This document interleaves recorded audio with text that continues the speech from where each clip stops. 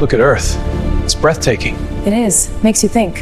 How gravity holds us here. Incredible. The thing about First Contact is that everyone expects the aliens to speak first, to descend from the stars with thunder and light, or to reach out with elegant tentacles and offer peace or war in perfect English. No one warns you about the ones that don't speak at all, the ones that just watch, the ones that wait.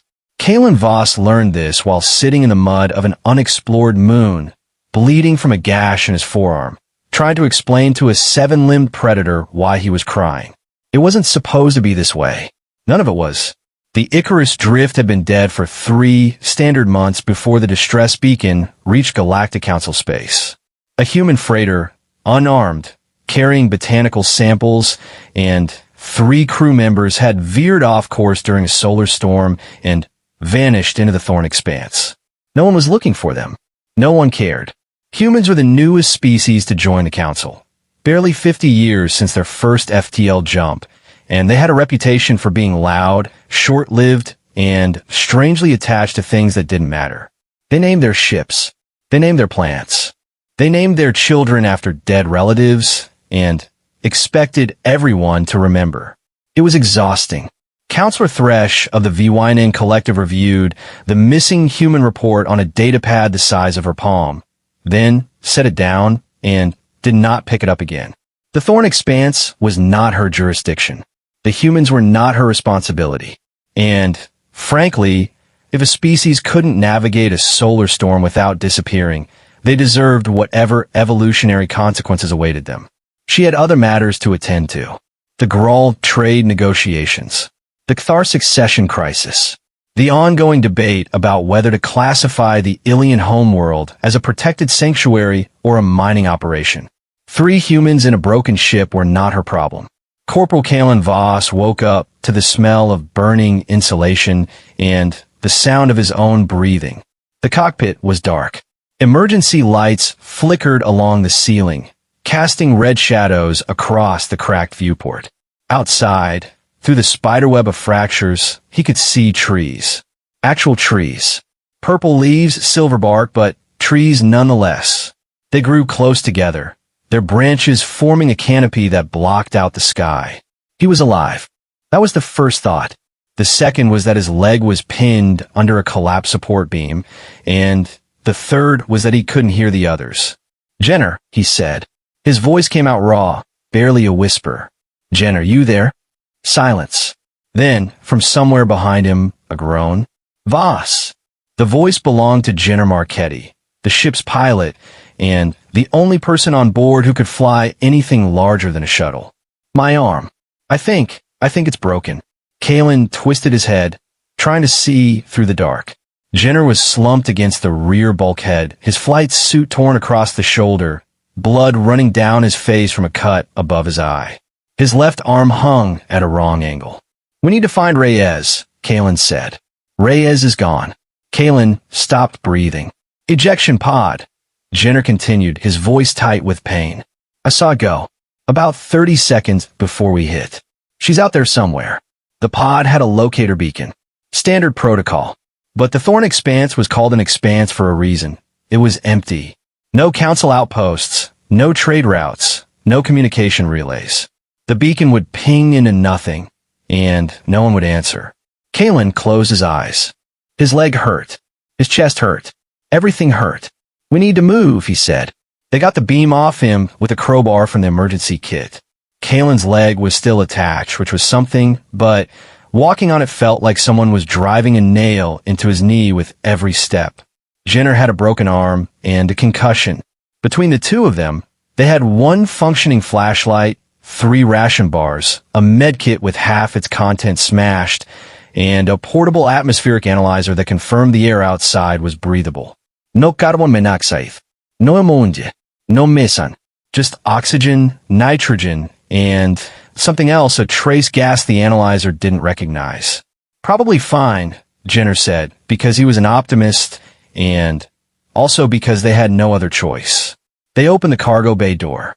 The ramp extended with a grinding shriek that made both of them flinch, and then the air of the moon washed over them. It smelled like wet earth and something sweet. like a greenhouse after rain. Kalen took a breath and waited to feel his lungs burn or his throat close up, but nothing happened. The air was cold, colder than it should have been for a moon with trees, but it was breathable. They were alive. For now. The moon had no name.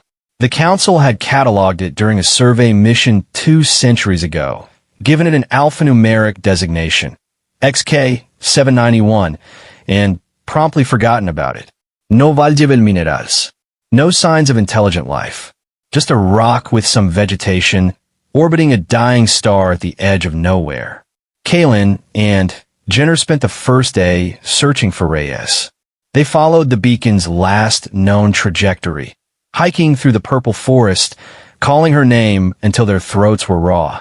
They found wreckage, a piece of the ship's hull here, a shattered storage crate there, but no pod. No Reyes. On the second day, Jenner's arm started to swell. The bone had shifted during the hike, and the medkit's painkillers were running low. Kalen set the arm as best he could, using his field training and a splint made from 2 straight branches. Jenner screamed. The forest did not react. On the third day, they found the creature. It was standing in a clearing, half hidden behind a cluster of silver-barked trees. Kalen saw it first, a shape the size of a small shuttle, with 7 limbs arranged asymmetrically around a central body that pulsed with a slow, rhythmic glow. Its skin was the color of bruised plums, and its head, if you could call a head, was a cluster of sensory organs that twitched and rotated independently, each one tracking something different. Jenner stopped walking. What the hell is that? Kalen didn't answer. He was watching the creature's glow. It pulsed in waves, starting at the center of its body and spreading outward along its limbs. Slow, steady, like a heartbeat. Is it looking at us? Jenner whispered. The creature's sensory organs had all stopped moving. Every single one of them was pointed directly at the 2 humans. Yeah, Kalen said. It's looking at us. They backed away slowly, keeping their eyes on the creature until the trees hid it from view. Then they ran. Kalen's leg screamed with every step, and Jenner's arm bounced against his chest in its makeshift sling, but they didn't stop until they reached the crash site. We need a weapon, Jenner said, doubled over, gasping. We have a crowbar. A crowbar isn't going to stop something that size. Kalen didn't argue. He sat down on the wrecked ramp, pulled out the last ration bar, and broke it in half. Jenner took his piece without comment. They ate in silence, listening to the forest breathe. It was strange. The moon had no large animals, at least none they'd seen, but the forest was full of sound. Leaves rustling, branches creaking, a low, constant hum that seemed to come from the ground itself, like the planet was singing to itself. We should try to fix the beacon, Kalen said eventually. The one that's been pinging nothing for 3 days? Yeah, that one. Jenner looked at him. What's the point? The point is that Reyes is still out there. And that thing in the forest might not be alone. And if we don't do something, we're going to die here, and no one is going to find our bodies, and the council won't even remember our names. Jenner was quiet for a long time. Then he nodded. Okay, he said. Let's fix the beacon. The beacon was in the cargo bay, buried under a pile of debris. It took them 4 hours to dig it out, and another 2 to determine that the power coupling was fried. Kalen spent the rest of the day stripping wire from the ship's dead systems, trying to jury-rig a replacement. Jenner sat nearby, keeping watch, his good hand wrapped around the crowbar. The creature came back at dusk. Kalen saw it first again. It emerged from the trees with that same slow, deliberate movement, its 7 limbs placing each step with precision. The glow on its body had changed, brighter now, pulsing faster. It stopped at the edge of the clearing, 40 meters from the crash site, and just stood there, watching. It's been following us, Jenner said quietly. You don't know that. It found the crash site. We didn't lead it here. It tracked us. Kalen set down the wires. He stood up slowly, keeping his hands visible, and faced the creature. Go away, he said. The creature didn't move. I said go away. Nothing. Kalen took a step forward. His leg buckled, and he caught himself on a piece of wreckage, hissing in pain. The creature's sensory organs twitched. Its glow flickered, and then it took a step back. Jenner made a sound that might have been disbelief. Did it just? I don't know. It stepped back. When you moved, it stepped back. Kalen stared at the creature. It was still watching him, but its posture had changed. The limbs were lower to the ground now, the glow dimmer. It looked, he didn't know how to describe it, less certain than it had before. Maybe it's scared of us, he said. Scared? It's 3 times our size. Scared doesn't care about size. The creature took another step back. Then another. And then it turned. If a creature with 7 limbs and no discernible front could be said to turn, and disappeared into the trees. Kalen let out a breath he didn't know he'd been holding. Well, Jenner said, that happened. They fixed the beacon on the 4th day. It wasn't pretty. The signal was weak and intermittent, more of a prayer than a transmission, but it was something. Kalen set it to broadcast on all council frequencies and then sat down to wait. The creature came back that night. This time it brought something. Kalen was half asleep when Jenner shook him awake. Voss, look. The creature was standing at the edge of the clearing again, but there was something different about it. Its glow was soft now, almost gentle, and one of its limbs was extended toward them. At the end of the limb, held like an offering, was a piece of wreckage. The pod. Reisispot. Kalen was on his feet before he knew he'd moved, his heart slamming against his ribs. The pod was crushed, smashed against something hard, the hull crumpled like paper, but the locator light was still blinking. Is she? Jenner started. Kalen didn't wait. He limped toward the creature, ignoring Jenner's shout behind him, and stopped 3 meters from where it stood. The pod was right there. He could see the hatch, dented but still sealed. The interior lights were on. Give it to me, he said.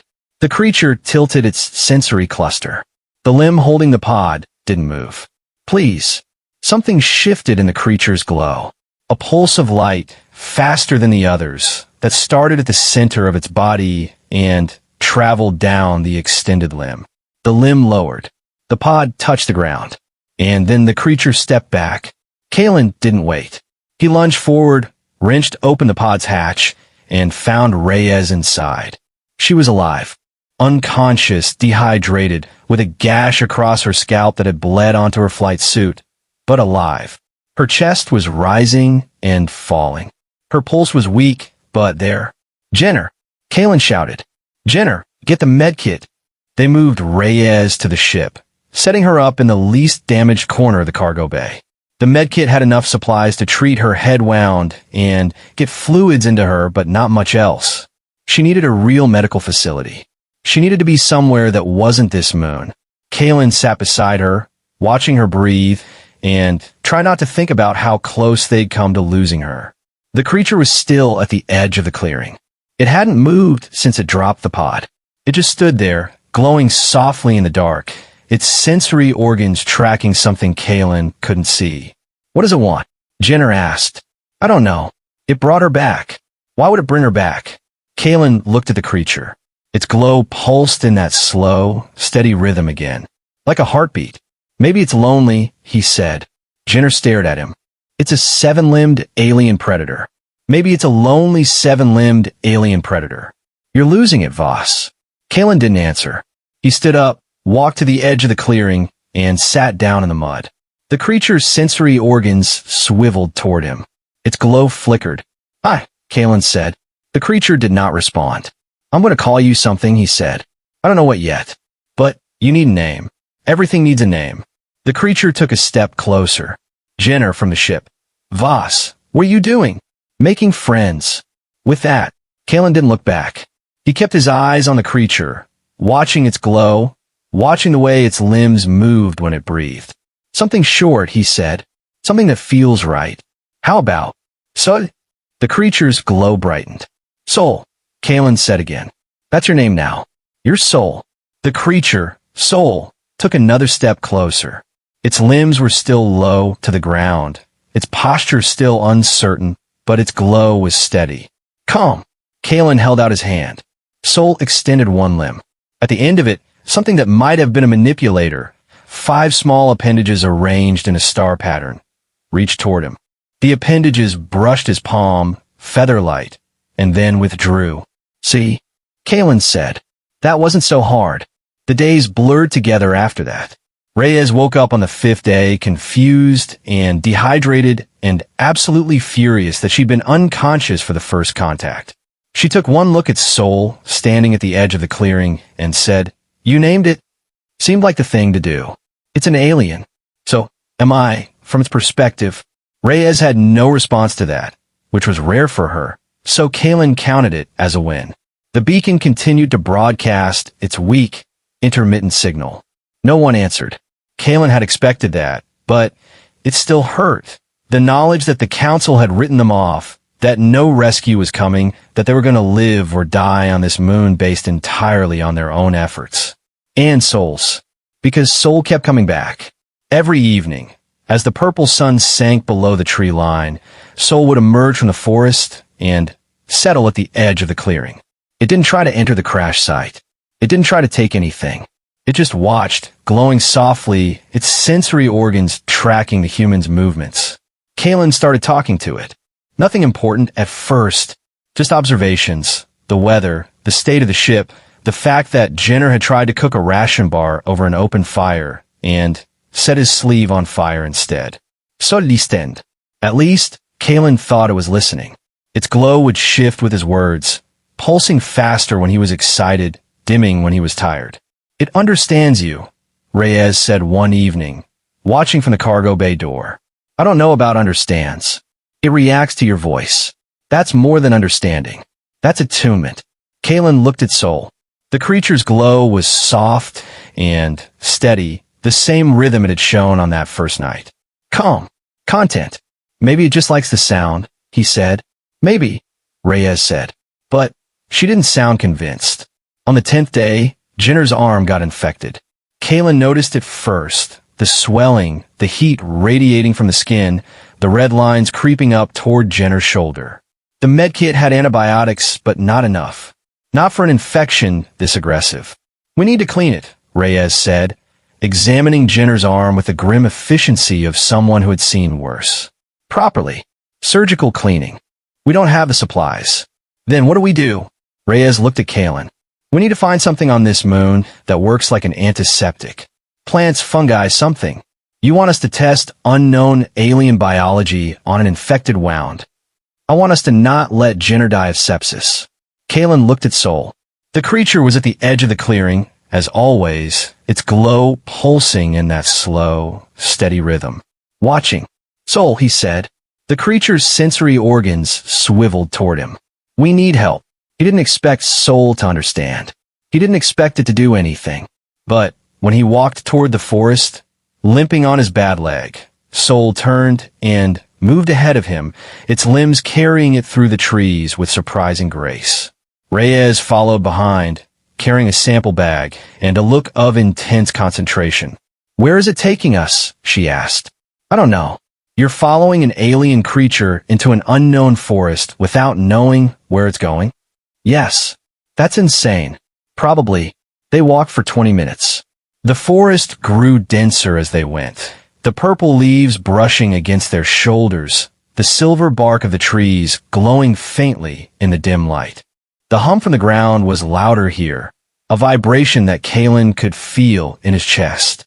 Sol stopped at a cluster of low-growing plants. They were blue, a deep, vivid blue that seemed to absorb light rather than reflect it, with thick, fleshy leaves and a smell like mint and something sharper. Sol extended a limb and touched one of the leaves. Its glow pulsed once bright and quick. Then it looked at Kalen. "You want us to take this?" he asked. Sol's glow pulsed again. Kalen knelt down, his legs screaming in protest, and pulled one of the leaves from the ground. It came away easily, leaving a sticky residue on his fingers that smelled even stronger than the plant itself. "Reyes," he said, "bag this." Back at the crash site, Reyes crushed one of the blue leaves and applied the paste to Jenner's infected arm. Jenner screamed. The paste burned. Kalen could see the smoke rising from his skin, could smell something acrid and chemical in the air, but when the burning stopped, the red lines on Jenner's arm had begun to fade. It's working, Reyes said, her voice disbelieving. It's actually working. Kalen sat down heavily on the ramp, his leg throbbing.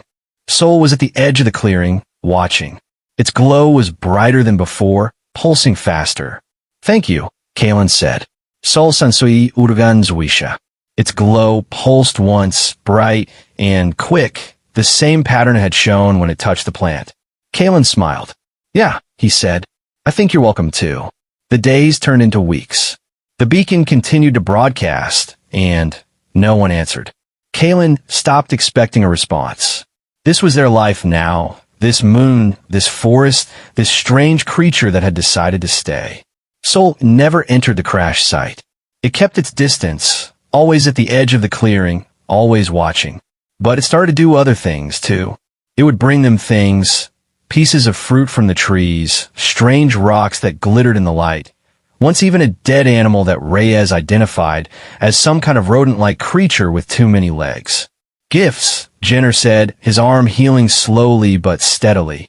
It's bringing us gifts. Why? Maybe it likes us. Or maybe it's fattening us up to eat us later. Reyes snorted. It had 3 weeks to eat us. We're still here. Kalen didn't join the conversation. He was watching Sol, watching the way its glow shifted when it looked at him.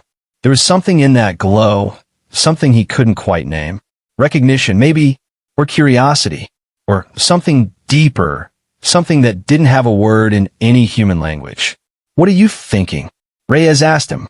I'm thinking, Kalen said slowly, that Sol isn't just an animal.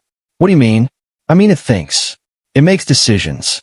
It brought us the plant because it knew we needed it. It brought back the pod because it knew Reyes was important to us. That's not instinct. That's choice. Reyes was quiet for a long time. You're saying it's intelligent, she said finally. I'm saying we've been treating it like a pet, and it's been treating us like something else. Something worth helping. Jenner looked between them. So what do we do? Try to communicate with it. Kalen stood up. His leg was better now. Not healed, not by a long shot, but better. The blue plant had worked on his own injuries too, after Reyes had insisted on testing it. We've been communicating, he said. We just haven't been listening. He walked to the edge of the clearing. Sol watched him approach, its glow steady, its limbs relaxed. When he was close enough to touch it, close enough to see the individual cells of its skin pulsing with light, he stopped. Sol, he said, I need to know if you understand me. The creature's glow flickered. 1 pulse for yes. 2 for no. Nothing happened for a long moment. Kalen held his breath. Then, Sol's glow pulsed once. Kalen's heart stopped. You understand me, he whispered. 1 pulse. Can you understand Reyes? Jenner. 1 pulse. Can you? He stopped, swallowed, tried again.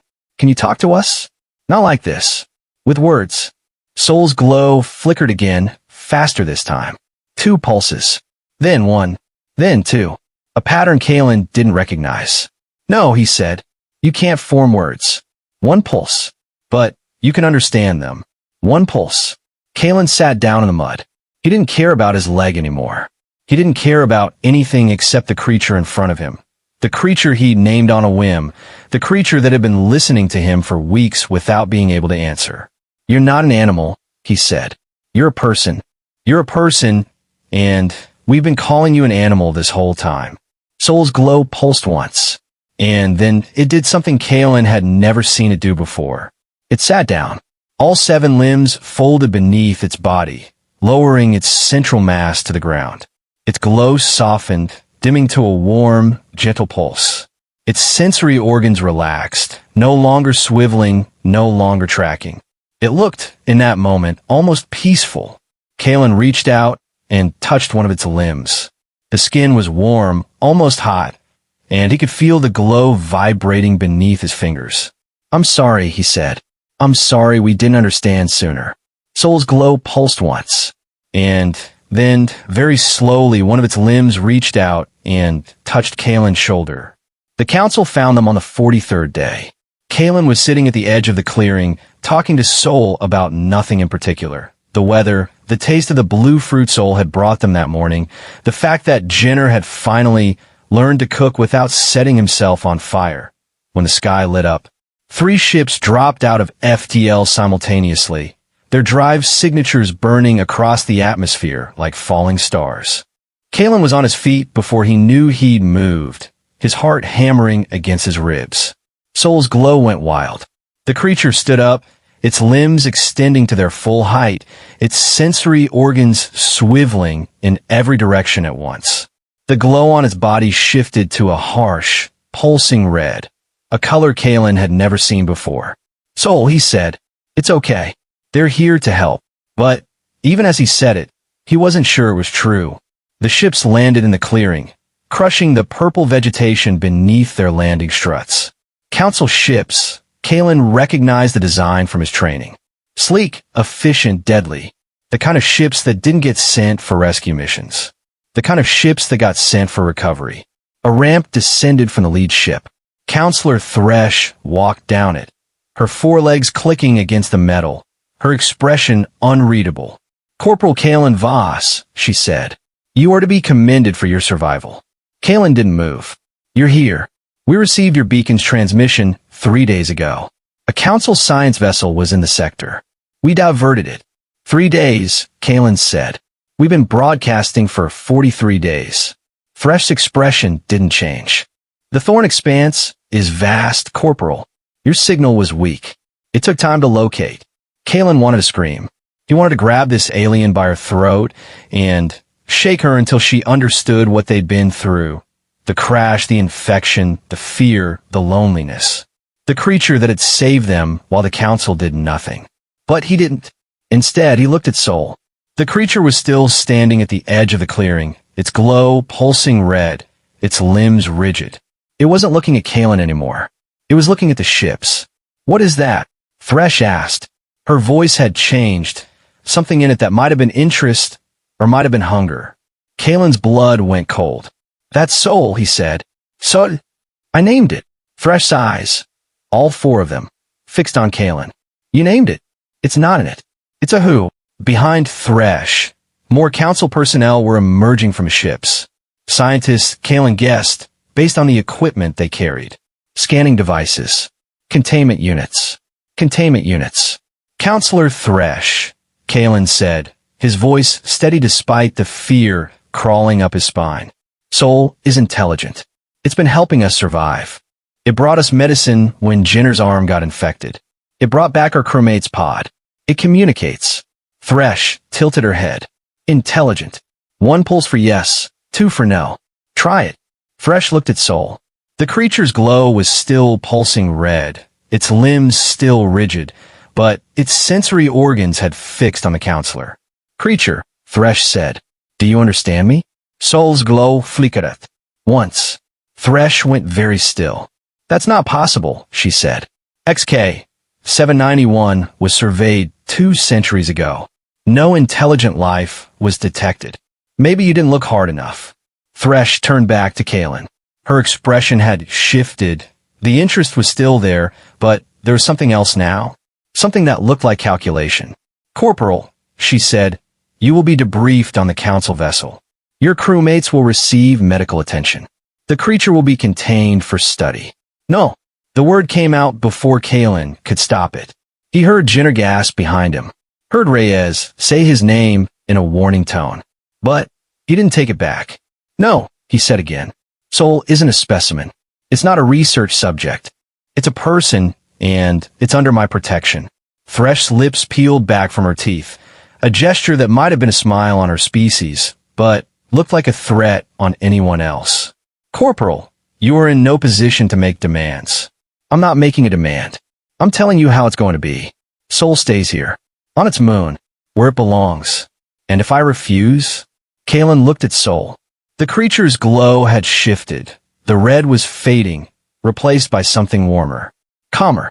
Soul was watching him with those impossible sensory organs, and Kalen could have sworn he saw something in that gaze.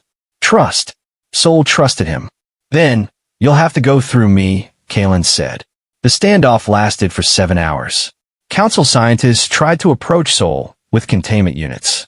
Kalen stood in front of the creature, his body between them and it, and refused to move. Jenner and Reyes joined him after the first hour, their injuries forgotten, their faces set.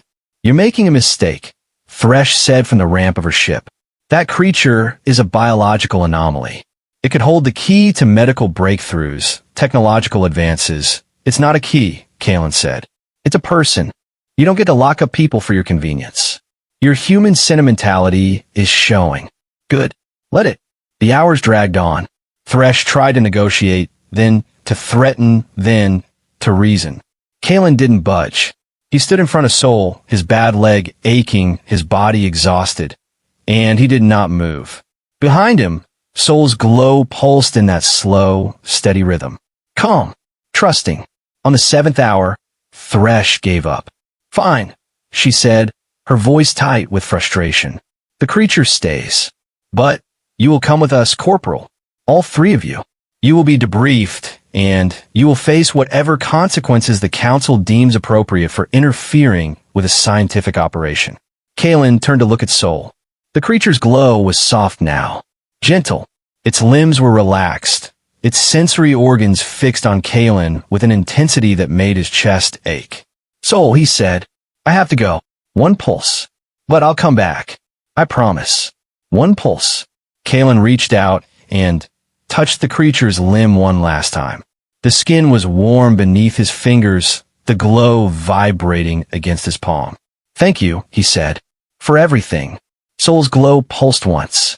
And then, very slowly, the creature extended a limb and touched Kalen's shoulder. The same gesture it had made weeks ago when Kalen had first sat down in the mud and talked to it like it was a person. Because it was. It always had been. The Council debriefing lasted 3 days. Kalen told them everything. The crash, the forest, the creature that had watched them from the edge of the clearing. He told them about the blue plant, about the pod, about the moment Sol had pulsed once and proven it could understand. The counselors listened. They asked questions. They took notes. And when it was over, they looked at each other with expressions Kalen couldn't read. "You want to go back?" Thresh said. It wasn't a question. "Yes." "Why?" "Because I promised." Thresh studied him for a long moment. Then, she did something Kalen hadn't expected. She laughed. "Humans," she said, shaking her head. "You name things. You form attachments. You promise things to creatures that can't even speak your language. And then you keep those promises even when it's inconvenient. Even when it might cost you everything." Kalen said nothing. "The Council has decided," Thresh continued. "You will be allowed to return to XK 791. A research station will be established on the moon's surface. Not to contain the creature, but to study with it. To learn from it. To communicate." Kalen's heart stopped. I mean you were right, Corporal. The creature is intelligent. And if it chose to help you, to trust you, then perhaps there is something worth learning from that trust." She paused. Perhaps the Council has been wrong about humans all along. Kalen returned to the moon 3 weeks later. The research station was still under construction, but the clearing was untouched. The Council had kept its word. Sol was waiting at the edge of the trees, its glow pulsing in that slow, steady rhythm. Kalen walked toward it, limping slightly, his heart full. "I told you I'd come back," he said. Sol's glow pulsed once. And then the creature stepped forward, past the edge of the clearing, past the invisible line it had never crossed before, and stopped directly in front of him. Its limbs extended, its sensory organs focused on his face. And then, very slowly, it pulsed. Once. Twice. Once. A pattern. A word. "Hello." Kalen laughed. Tears ran down his face. He reached out and touched Sol's limb, feeling the warmth, the vibration, the life beneath his fingers. "Hello," he said. "It's good to see you too." Sol pulsed once. And then it sat down in the mud beside him, and they watched the purple sun set together, 2 species from opposite ends of the galaxy, connected by something the Council still didn't understand. A name, a promise, a choice. The creature listened, and the human spoke. And somewhere in the space between them, something new was born. Not friendship exactly. Something older. Something deeper. Recognition. The galaxy would learn, in time, that humans were not the weakest species on the Council. They were not the strongest, either. They were not the oldest, or the wisest, or the most technologically advanced. But they were the ones who stopped. The ones who looked at a seven-limbed creature in a purple forest and saw not a specimen, not an anomaly, not a resource to be exploited, but a person who needed a name, a person who needed to be heard. And when the creature spoke, not with words, but with light, with trust, with a single pulse of understanding, the human listened back. That was humanity's gift. Not strength, not intelligence. Attention. The kind of attention that changes things. The kind of attention that saves lives. The kind of attention that, in a galaxy full of species too busy to stop and listen, looks an awful lot like hope.